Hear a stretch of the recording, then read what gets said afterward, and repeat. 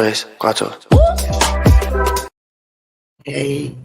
Good evening, everybody. Welcome to Lady Gwendolyn's Divination Night. I am Lady Gwendolyn, and tonight my special guest is Miss Sandie Star. How are you, honey? I'm well. How are you doing? Oh, we're here when we're ready to go.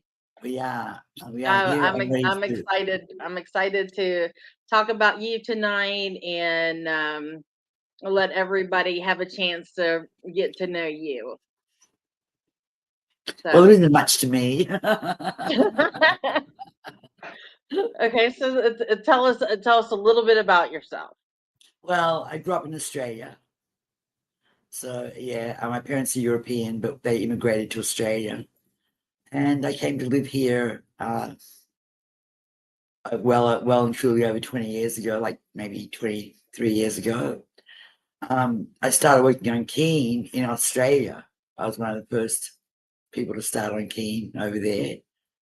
And it was exciting. And I was working for another psychic network at that time called Informatal, which is also like a platform. But that what they would do was have their own psychic advisors, and they would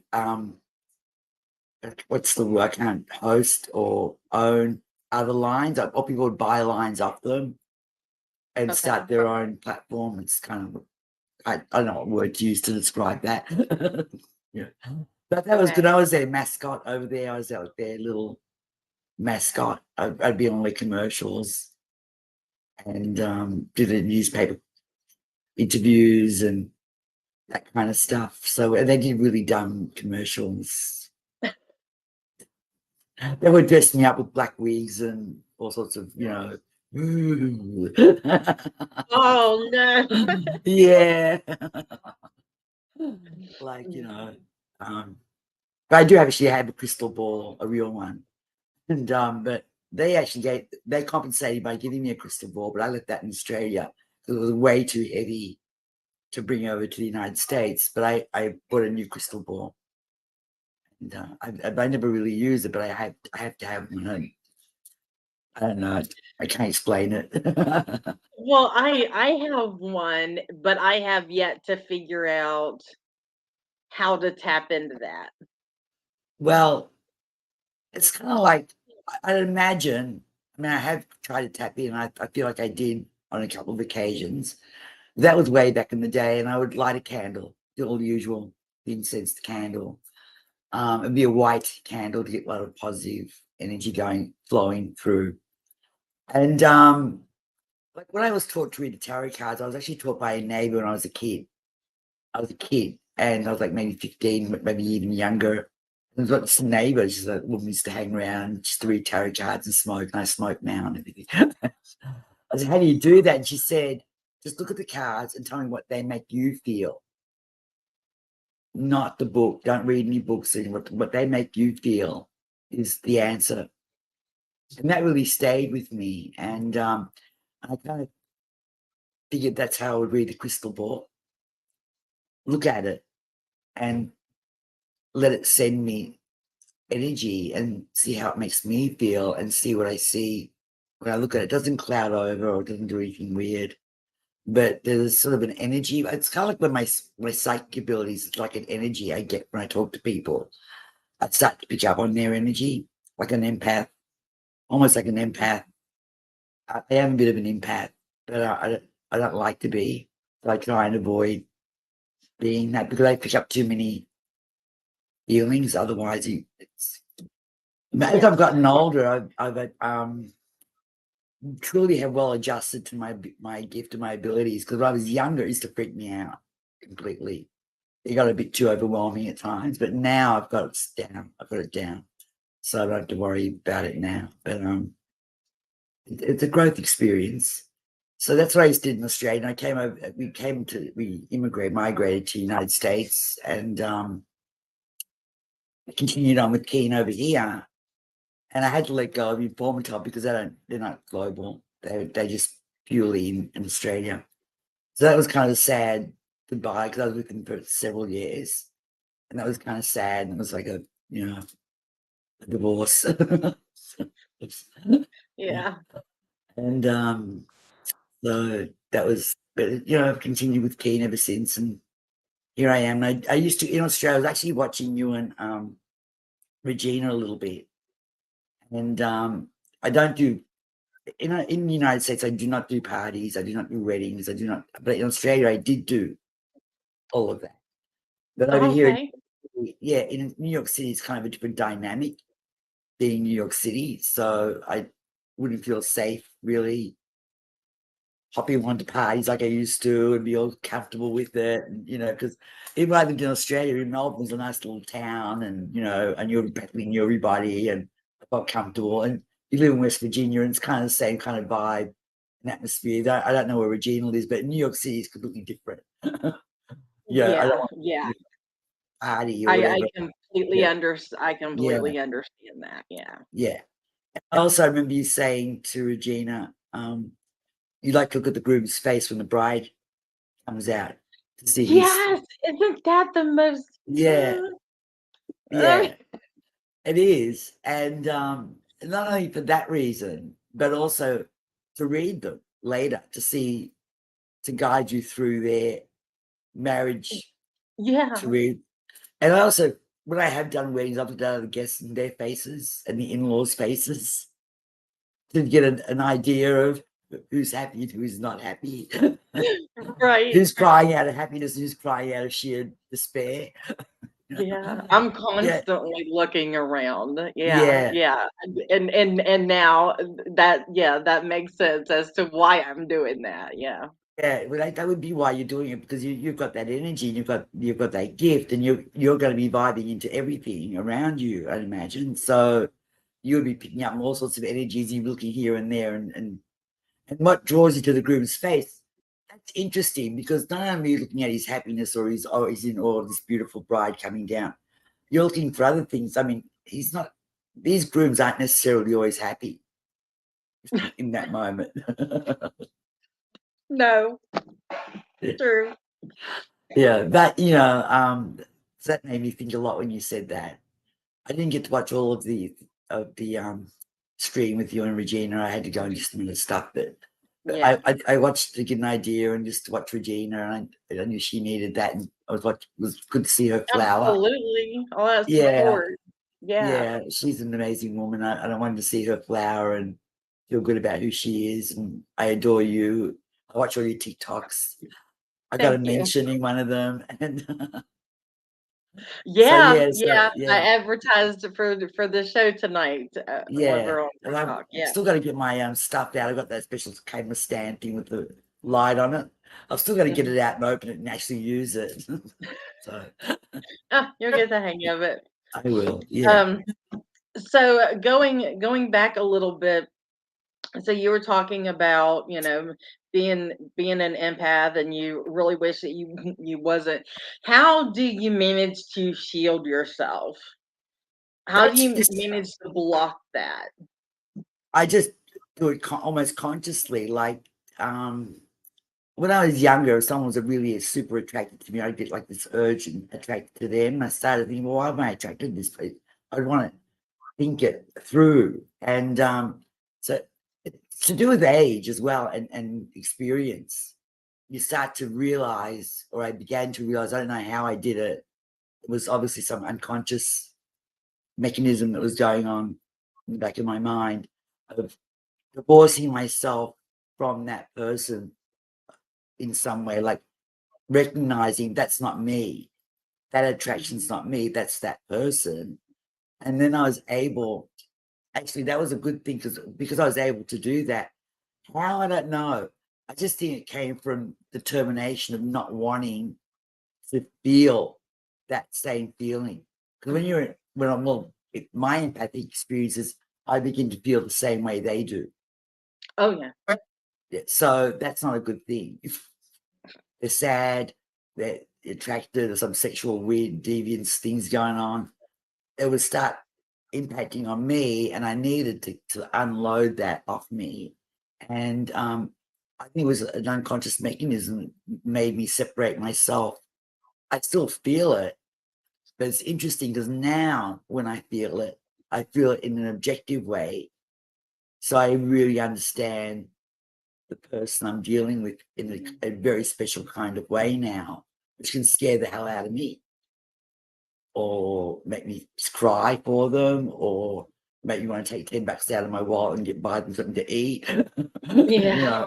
And it's like that kind of feeling now. Now I can be more objective with it and put it and categorize it where it belongs, and how to protect myself as well.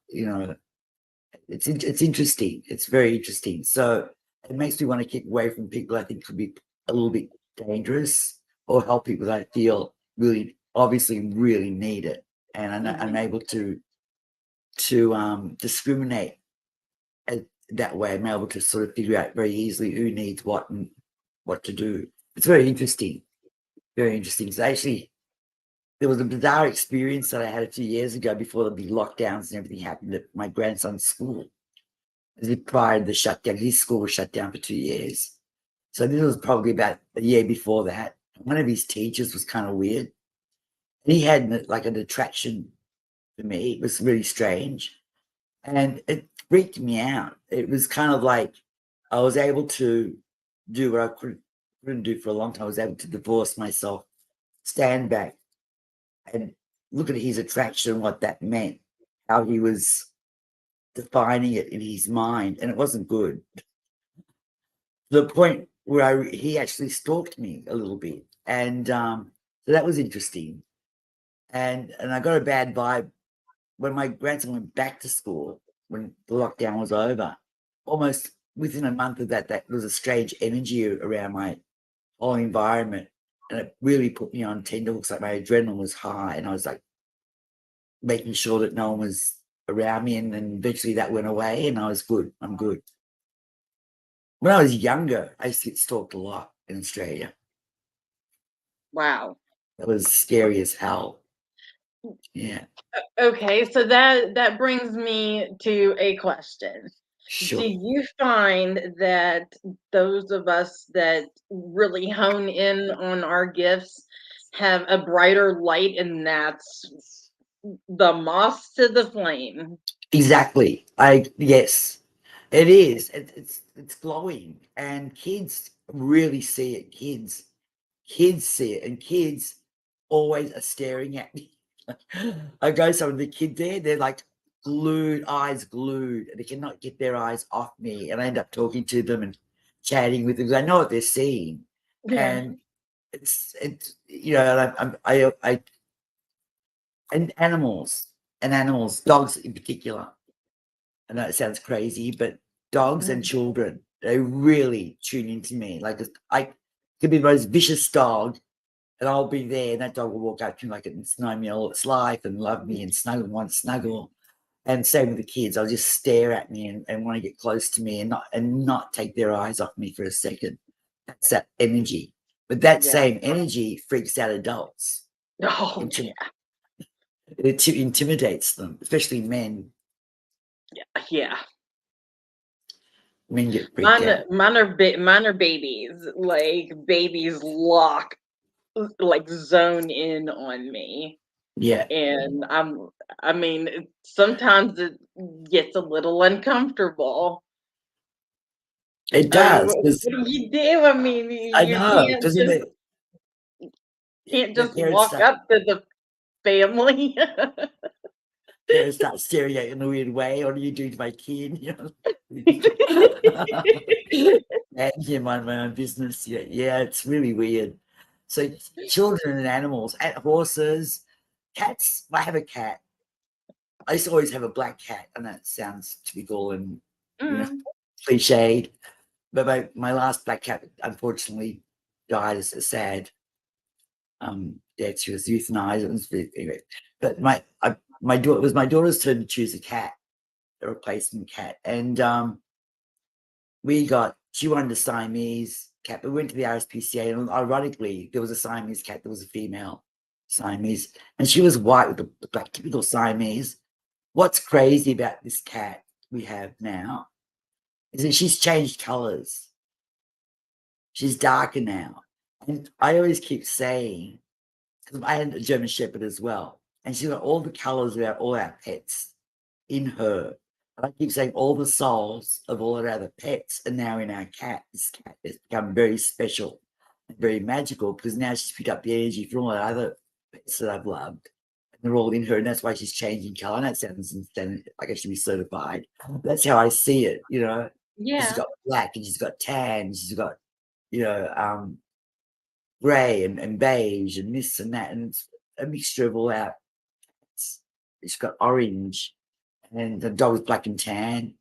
I had an orange cat, I had a black cat. And black cats, I always had to have a black cat, and this is the first time I don't have one. Very first time, you know. That's beautiful. Yeah, yeah, and that's how I see her. She's got everything in her. Like she has this special aura about her. It's interesting. But she's my little familiar, so she's with me every day, all day. I have mine too, so Yes, they're very I important. can't get her to leave me alone, but she's not a cuddler.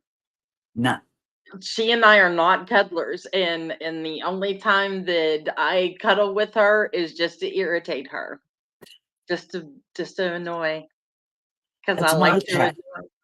That must be Like, something consistent with who we are, because my cat's exactly the same. She won't let me be, but she's next to me all the time, won't leave me alone, but she will not snuggle me. She will not get on my lap, and you know, must be something. And she attacks me a lot. mhm. She wants to attack you. Yeah. A little bit, just whenever I instigate, because otherwise it's just let me just lay near you.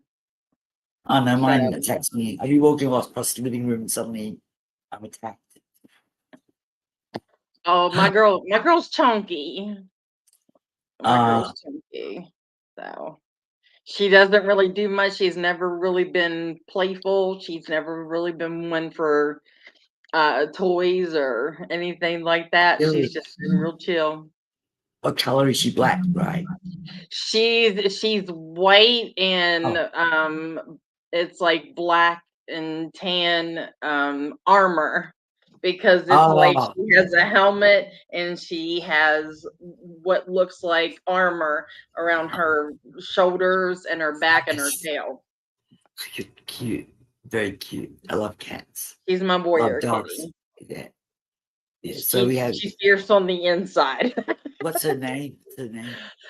Matilda Jane, but I call her Maddie. Nice. Yeah. My cat's got a Polish name. I'm half Polish, and I called Okay. her Schminky or Schminka, which means lipstick in Polish. And that's a crazy name, but she looks like a Schminka.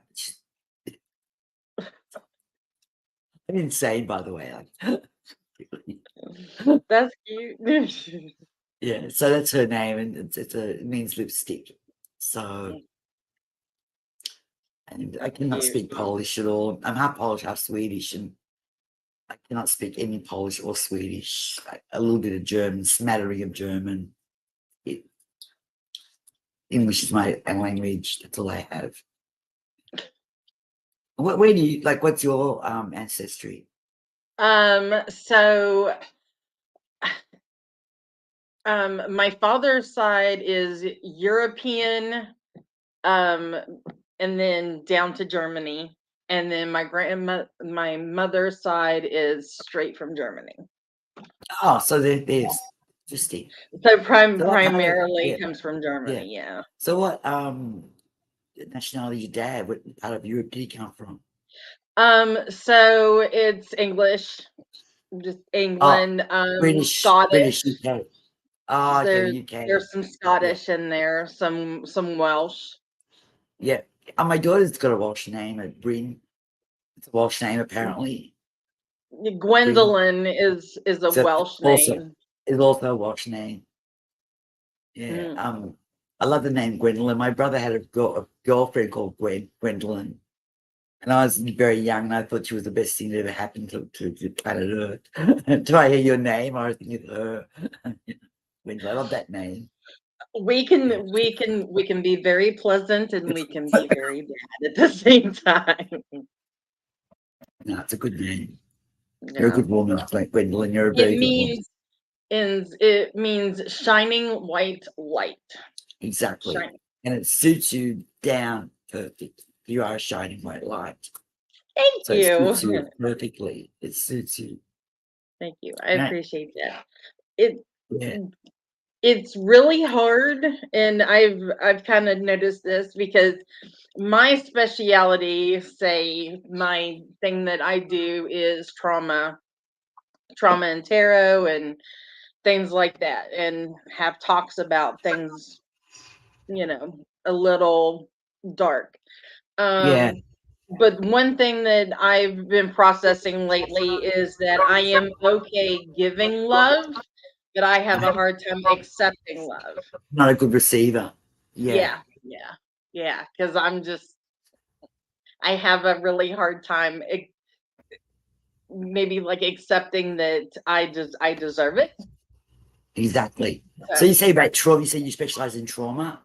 yeah, like my work is shadow work, and it Yeah, is digging in there.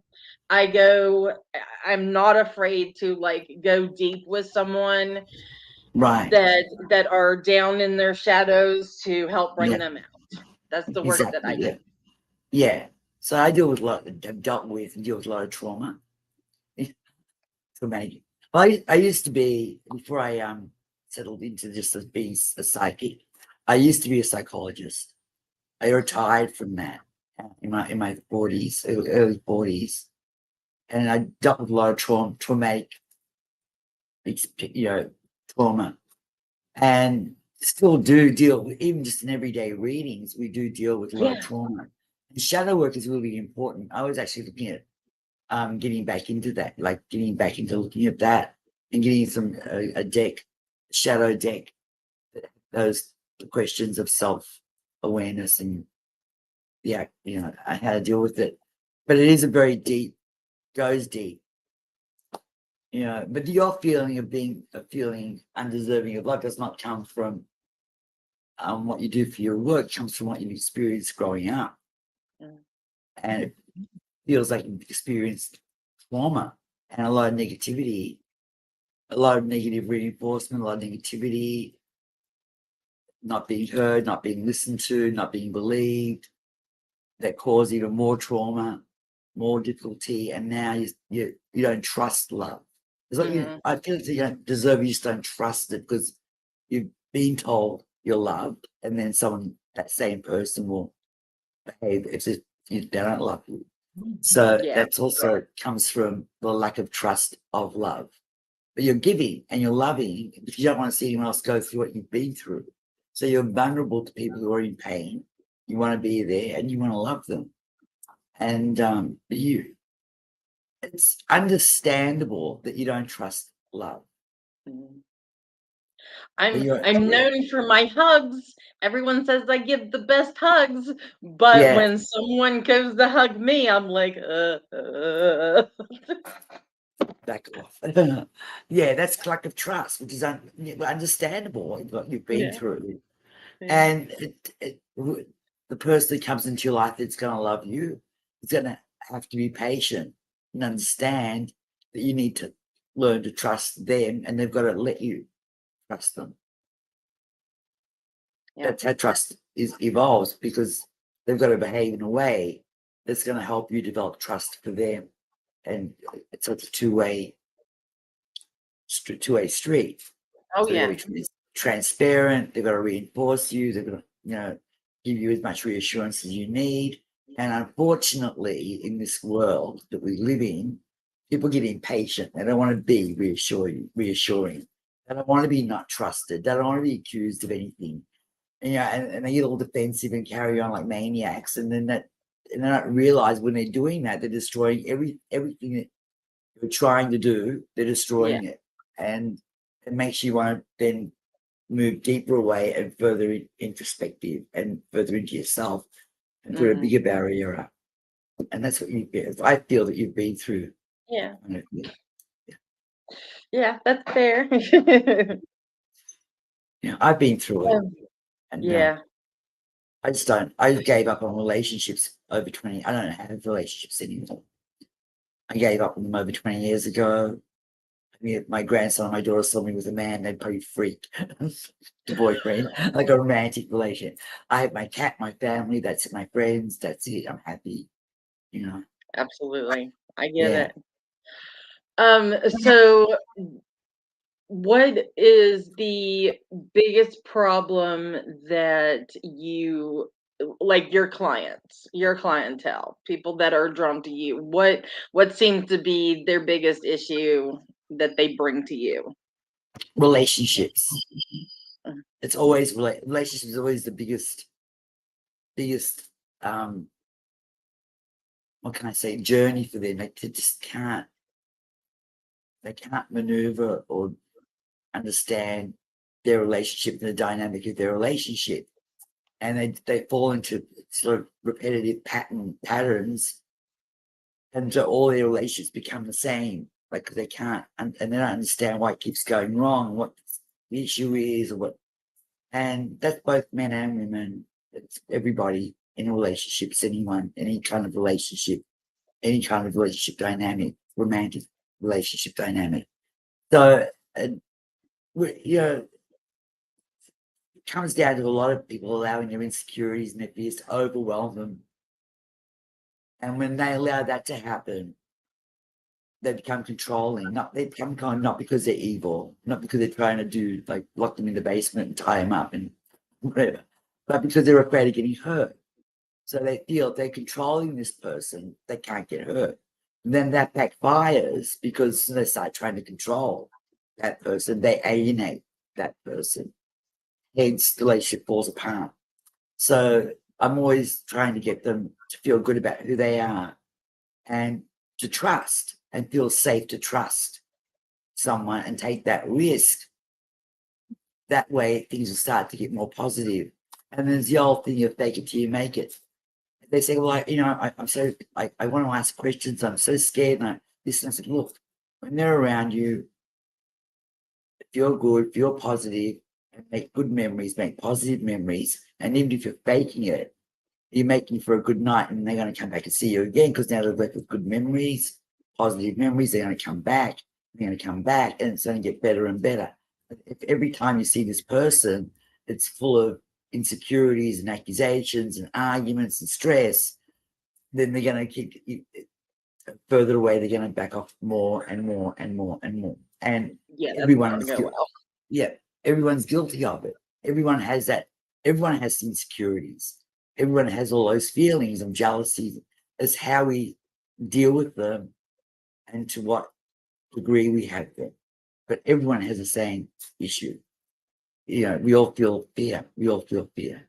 As soon as our emotions are involved, the fear sets in because we know we can get hurt.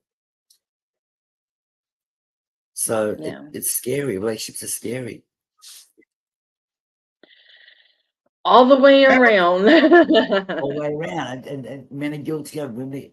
There's no one sex or anyone to blame. Like you can't say, oh, they all like this or they're all like that. It's people in general. Yeah. So do you think it's fair to say that it's just a general lack of trust?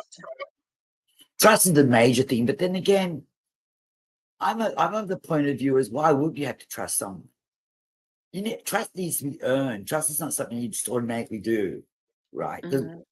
then it becomes conflicting because you say, why do you trust that person when they ripped you off with $50,000 on some internet thing, right? So, right. So trust, right? You want me to? Yeah, trust has to be earned. Trust is a word that gets bandied around like a relationship will never work. You don't trust me. Well, no, because if you're not going to let me learn to trust you, it's never going to work. People in relationships need to be transparent. They need to let people have the reassurance they need. They need to let them be able to see their phone. You know, there's certain barriers that need to be brought down, and allowing each other to say, look, if you're having trust issues with me, you think I'm screwing around, you think I'm doing all of this, you think I'm texting some ex-girlfriend or ex-boyfriend, here's my phone. Be brave, because as soon as you start hiding things and you start getting defensive or stuff like that goes on, then a lack of trust builds up. As soon as one is transparent, there's nothing wrong with letting your partner know that you love everything about you and where you are. There's nothing wrong with that. People, for some reason, it's a problem. It's not a problem.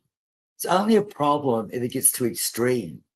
If it's extreme, like, where are you going? What are you doing? Who are you with? Who'd you talk to today? What time? What took you 5 minutes longer to get home? No, that's wrong. That's controlling. That's wrong. That's dominating. That's being ridiculous. But an idea, like, you said hello to Joe there. How is Joe? And yes, I be brave. Yes, I went and saw my friend after work for 5 minutes to see how they were doing, whatever. Don't try and lie about stuff. Be open, be transparent, even if you think that lie is going to kill them. It's not, because ironically, telling the truth hurts way less than lying does. And usually when people are hurt from someone cheating, it's not so much the cheating, it's the lying about it all. Because now you've invested 5 months of your life in this idiot who spent 5 months lying to you about who they are. So the lying is what devastates people. They would have said, I met someone else, or yes, I did this, and I'm sorry. If you don't forgive me, whatever, forgive me, whatever. Be brave, because the truth usually makes things better. It's scary, but it actually works. The truth actually does work. And of course, there are the white lies that everyone tells. But the difference between a white lie and a black lie is a black lie is when you tell someone or a person a lie, it makes them change their whole lifestyle for you and invest their life into you and their time into you, which they'll never get back. That's a black lie. A white lie is you had an ice cream you weren't supposed to that day, and you say, oh, yeah, I didn't have an ice cream, you had one, right? That's different. It doesn't do anything to anybody except you, right? But a black lie is one that can really screw someone's life up in a really bad way. So, because I'm all for people's time is very valuable. So, if people, because we're only here once, we don't get any do-overs, we don't know what's in the great beyond. We really don't know. We have an idea that there's an energy. We know there's energy that we give off. But we don't know what that energy feels like. We haven't lived it yet. We haven't experienced that energy yet. So, there's no do-over of life as we know it. And so the time we have is very valuable. There are no do-overs. So we need to really try our best to make the life that we have now as valuable and as important as possible, and don't waste people's time. Yeah, I like that. Yeah. So it's all about taking the risk. It's about taking risks. You got to take the risk and trust. Take a deep breath. It's the only way you can do it. You're freezing up a little bit. You froze. You're back. Yeah, I know. I know it has. Yeah. So try taking the risk and trusting someone. But you see, look.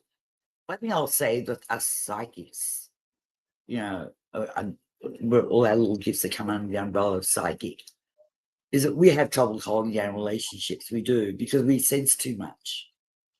Yeah. Like, no one's ever been able to get away with anything with me. Like, I'm sure the same thing with you. It's been, and you're onto them, and then you realize, oops, they freak. I don't think psychics can have good relationships. It's hard enough as it is if you're not psychic. Can you imagine? Yeah.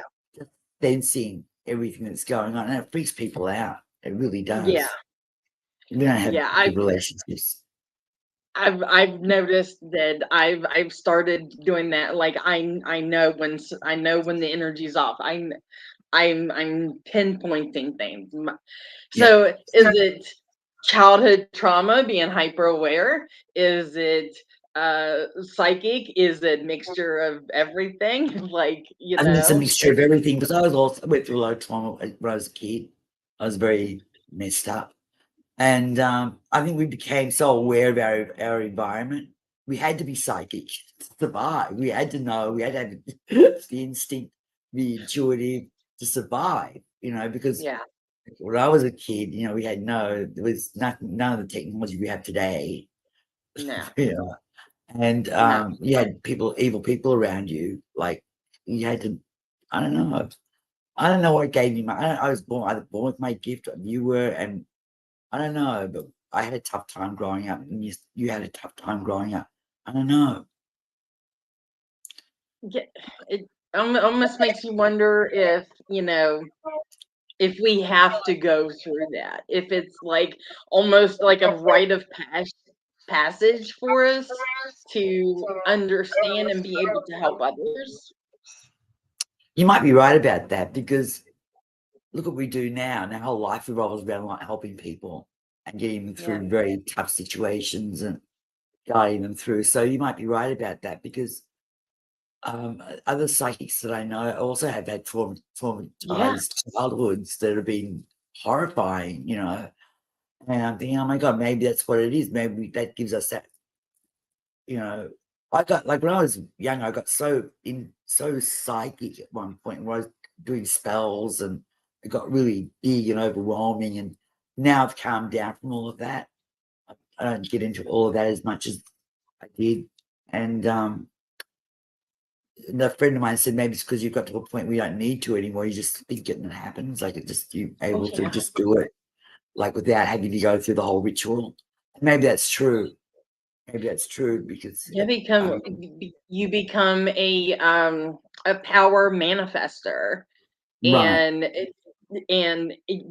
anything you think or do just automatically comes into existence because you've developed this connection with that source energy, Mhm.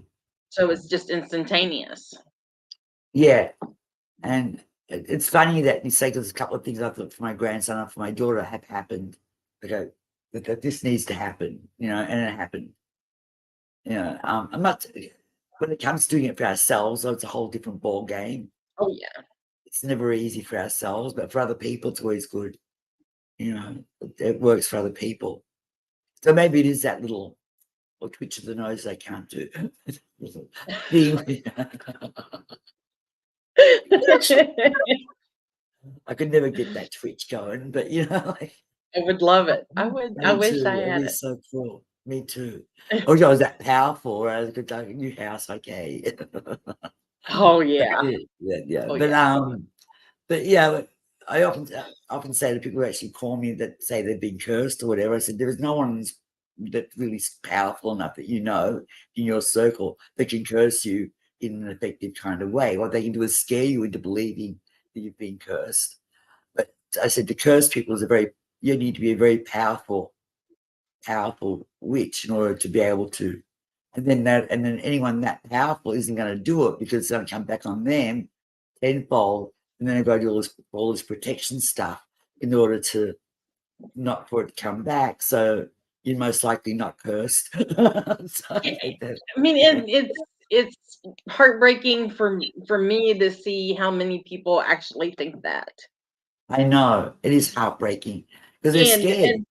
Yeah, and then there are people out there that are doing, spells and stuff for them to like release it. Yeah, I understand that gives them peace of mind. That's what they're paying for.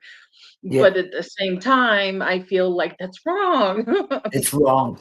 Well, see, what I don't like, and this is where we got a bad name, is there are people out there claiming that they're psychic, and they go see them and say, "Oh, these horrible things are happening," they scare you.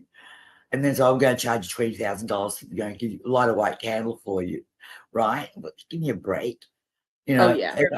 If I had anyone that was going through anything like that, and I needed to reassure them, and a new lighted candle is going to make them feel better, I'll light a candle. Well, I'm going to buy a 50-cent candle. I'm not even going to charge them for it, right? It's just, I'm just going to tell them, Exactly. look, you're not cursed. There's no anything on you. But if you want me to cleanse you of anything, this is how I'm going to do it. And I'm going to light a little candle and sit here and talk to you and hold your hand, and that's it. You're not cursed. Curse off. That's it. It's gone. And I do that over the Yeah. phone. I do that in chat. Like, you're not cursed. And I said, stop Yeah. giving your money away. Use it to buy vacation. Use it to whatever you want to use it for. But don't give it to Take that a whoever spa it is. day. Yeah, Treat it's yourself. you're not cursed. You have a bit of bad luck. We all have a bit of bad luck. I'll give them one of Yeah. my experiences. There you go. Your car broke down. My car broke down. You know, these things happen. You know, and Yeah. it doesn't mean you're cursed. It just means that that's what happened that night. That's it, or that day. Yeah.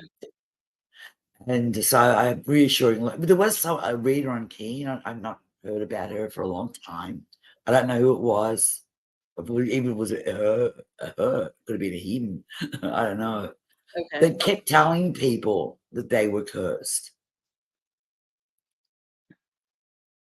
I don't know what her game or his game was. But it was Wow. got to a point where I was forever reassuring people. They get to me like, oh, this guy. I said, no, you're fine. You're safe. There's positive energy around you. You're good. You're in a good place. Don't worry. Sleep well. It's all good. I'll be constantly reassuring people. And I don't know who that person is or even if they're still with Keen anymore, but it was whatever was going on, they were really bad. They were Hmm. constantly scaring people. And I bet you anything that they were charging people for those spells, like Oh yeah. thousands of Well, dollars. that's probably why we have so many rules in place now. Yeah, for sure. I mean, I had I a mean, and some of yeah, them are stupid. It's like, but why? And apparently someone has done them before. yeah. Like in Australia, there was a girl I used to work with over there for that other company in Formital, and she would literally charge someone. She said, "I'm going to go to the cemetery and I'm going to do this spell in the cemetery and all this jazz," and charge them thousands of dollars to do this. She wouldn't do anything. What cemetery? Won't go anywhere. I got really annoyed with her. I got really, really annoyed with her, and you know, so I'm like, I can't be an acquaintance with you because I don't operate that way, and I don't think you should be operating that way. But she did it. She was doing it. She may well still be doing it for all I know. I don't speak to her anymore, but you know, ridiculous things that she would tell people. You Yeah. know, and I mean, what are you doing? It's crazy, crazy things that go on out there. Yeah, yeah.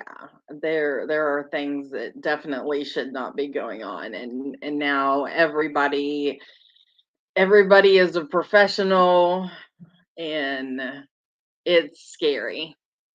Yeah, well, I mean, there are gifted people. I see you in that boat. I see myself. I see Regina. I see even Ace and everyone we know that Yeah, are gifted. You know, yeah. but there are people that just do not. They're not. They get the tarot. They buy a deck of cards and they get the little book out and they read straight from the book and they have no feeling or empathy with the card at all. No. Zero empathy with the cards. And like I was in Barnes and Noble, for example, and I bought 3 new decks. Well, I bought 2 new decks of tarot cards and 1 deck of affirmation cards. And I chose those decks by how I felt about those decks. Hmm. I was I was kind of going over them. And this girl next to me and was kind of staring at them, you know, I'm looking at them. And I bought 3 and she bought 0. And when I went to go pay for it, the guy said, "Oh, what do you think about tarot card collection?" I said, "Well, it's really good." He goes, "Oh, because the person before you thought it wasn't good." So I don't know, it was really good. I had trouble choosing, but I chose what I thought were 2 really good decks and an Hmm. affirmation deck. Oh, yeah, no, your cards are good. You've got these good cards there because I felt them. I feel the energy of them. Hmm. I got the crystal thing, crystal. I can see them, Okay. and I got these. We haven't opened, I haven't used yet. And these are the affirmation tarot, which is not affirmations as like affirmations. They, I yeah, I feel like I've heard of that before. yeah. And then I got just these affirmation cards, which are actual affirmations by Okay, Louise good. Hay. Yeah. But yeah, I mean, I love crystals and I'm into using crystals. I don't sell crystals. I tell people buy them if you want to buy them. They're cheap.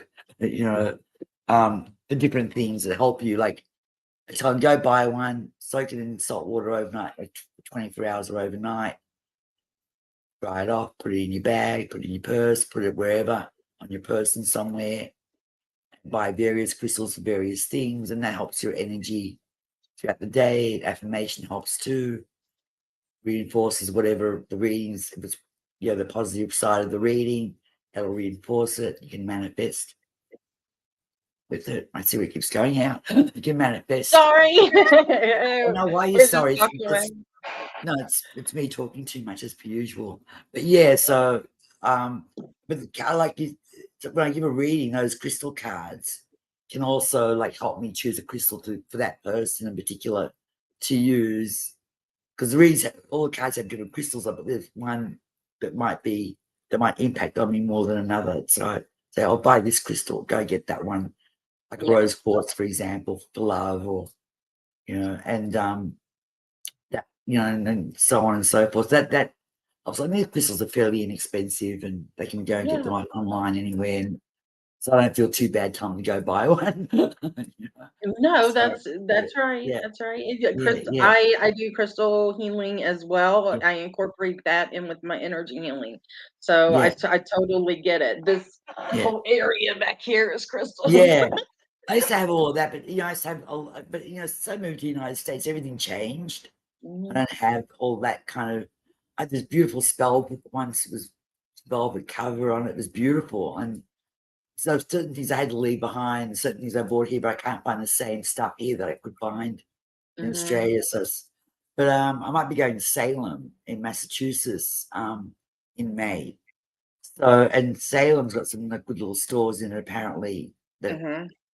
have all that stuff, and maybe I'll be able to find some interesting stuff there as well. But I used to have a whole thing, and now I just got a whole thing of Star Trek. I'm also a big Trekkie. Oh, really? So that's Yeah, your thing. yeah, like that's my dad's fault. God bless his soul. He great guy. Both my parents deceased. I'm an orphan.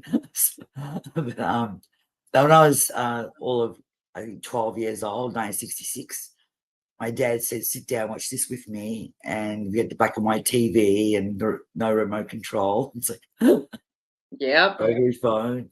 And I watched it with him, and I was like completely in awe of Star Trek. And so was he. And we had to watch it every week. Like really, it was a whole routine. My mum would bring snacks out and everything. And she wasn't, I don't know if she was interested or not, because it was just a him and me thing. Yeah. And I'd sit down between his legs on the floor, and he'd be feeding me food. Just putting things in my mouth. Like, Great food, food. bonding time. Yeah, Great. and we're watching this Star Trek, and I've been a big Trekkie ever since. And my dad was convinced there was a starship up there already. And what was weird about Star Trek, when they had a flat screen TV in that show, it was 1966. They had a flat screen TV, they had like a flip phone communicator. They had pads, like iPads type things, self-opening things that we, watching someone and talking to them, seeing their face was unheard of. Like we'd make jokes about it. Oh, can you imagine if we could actually call someone and see their face, right? Yeah. Mhm. And we were kids, were here, never happened. Look at us today. Look Yeah. today, and now today they're even talking about aliens openly on TV today. Yeah. And thinking, oh wow. So maybe my dad was right. Maybe he was right. Maybe he knew something I didn't know. And because he was also in law enforcement, because he lived in Poland. He was Swedish, but grew up in Poland. That's when I met my mother. And he was in like what would be equal to the FBI, but in Poland, Polish version of whatever that would be. So I'm sure he Okay. got into whatever he had. He was privy, I guess, to whatever was Information. information, like classified stuff. So Yeah. and he was like, without a shadow of a doubt, there was a lot of stuff going on that we did not know about, but he was confident that it was going on. It was a very interesting guy to talk to, my dad. He was a big Trek. Oh my God. He would have loved going to the Star Trek conventions and whatnot. He would have been in awe of that. He would have loved it. So he was a very interesting person. Good. So yeah, so that's all I have now is my tricky thing. I have my cards, my tarot cards. I have other tarot cards as well. I do have a small shelf of tarot cards. It's an addiction. It is an addiction. So since you brought that up, I have a small announcement to make. I just got 4 new decks. Oh, wow. I think you mentioned Uh, one of your TikToks. You mentioned one of them, yes, one of your TikToks. Yes. 3 Oracle and 1 Tarot. And on March 11th and March 18th, I am going to those are Monday nights at Yes. 8 p.m. and I'm going to go live and I'll have 2 decks on the 11th and the other 2 decks on the 18th. And Wow. I'm just going to like unbox them and share them and I'm gonna watch your live. I'm gonna do watch your some live. readings. Yeah, Yeah. I'm excited. Like Yeah, I'm very I excited I too. took I them saw out you and do it. looked at them and I just put them back in and one of them, you ever Wow. have that one deck that you know just by looking at it that it is going to be brutal? Yeah. That's Yeah. my rider deck that never leaves my side. It sleeps with me every night. That one, for some reason, and it's still like brand new. You know how old this deck is? It's like 30 years old. Wow. And it's still, the cards are still like brand new. It's weird. They're not even That's slightly amazing. dented or anything. They've been so used. And I bought the little pouch for them, a little kind of little store in the village. A Yeah, little, it's got a, if you see the wolf howling at the moon. But that's cute. yeah, and for some reason, this rider deck has, I got it in Australia, and I brought it with me because I was able to fit it in my bag. It's just so old, and it's like brand new. It's like they've Wow. never been used. It's weird. And they're my special deck. The second one is the crystals, and I have other decks. Um, I can't remember the name. One's my animal, the animal around it, spirit animals. Oh yeah. How do it? Another one is like a golden. I can't remember what it's called. Asian one. I can't remember the names. They're all on the shelf there. My daughter's rearranged about 20,000 times. We didn't Well, do it okay. these, but yeah, my rider weight are my go-to. They're very powerful deck. Second are the crystals. The other ones are pretty good too. I'm gonna Um, watch you. So it's this Monday night, right? This coming yes, Monday coming at up 8 o'clock. on Monday night will be the first one, and That's this is just a March thing. I just want to get these out there because I'm just really excited. so Um, Monday night, 8 o'clock, right? yes, 8 Eastern Monday Standard. nights at 8 o'clock. We'll just do 2 consecutive in honor of Ostara. You know, the Yeah. welcoming of spring finally. Yes. Yes. So And I'll be there. Yeah. It's Irish spring festivals around here. Oh, We're gearing really? up for those Celtic festivals. Really? Oh, Hmm. there's nothing in New York City like that going on. Nothing. Just concrete, buildings, the park. That's it. No, nothing, nothing, That's, nothing. that's I'll be watching you on Monday night, 8 p.m. Eastern yes. Standard Come Time. join me. Come join I me. will. I will. I will. Okay, so we will wrap this up. So I put your link, your keen link, in the comment section. Thank you. And in the description are I think your keen link and your Instagram link so people can find you there. If they go to your keen link, what are they gonna find? They're going to find my life path listing, Hmm. and that to get, and they can just request a chat or call me. They're going to find me. They're going to either chat with me over the phone or chat with me in chat, and it'll be good. I mean, that's what they're going to find. They're going to find me doing my best to help them get through and understand and that the So outcome. you are in Eastern Standard Time. So I Oh, go I'm to Eastern Standard Time. Yeah, yeah. I'm So in New York what City. are your hours that So you I are work from available? 11 a.m. to 10 p.m. 7 days a week, and I do take a break through the day around 3-ish for about an hour, 3:30, 3 to 4:30-ish, around that time-ish. So if you can't get me, try again later, but 11, I usually log on a bit earlier. Very occasionally I'm late, very rarely I'm late. And I stay until 10, but sometimes I stay on later than 10. I might, but they're the set, like between 11 a.m., 10 p.m. Eastern Standard Time. Okay. So that's me. All right. Well, Sandie, thank you very much. I'm sorry nobody stopped on here to get a reading, Oh, but you read me pretty well, so we'll take it. Right. I was So, already. all right. So, thank you all very much, and we will see you next. I will see you Monday night Yes, for our special episode, and then back on Wednesday night on March 13th with Tracy Van. Tracy was on the show last season, and we just loved her so much I had to have her back again. I'll have to watch that one. I'll have to watch that one. Yes. Definitely. We'll get So on. we'll see you all Have to then. remind Have a send me good night. reminders. Send me reminders. Okay. Send me All right. reminders. Well, Yeah. Have a great night. Take care, thank everybody. you See guys. you later. Good night. Good night.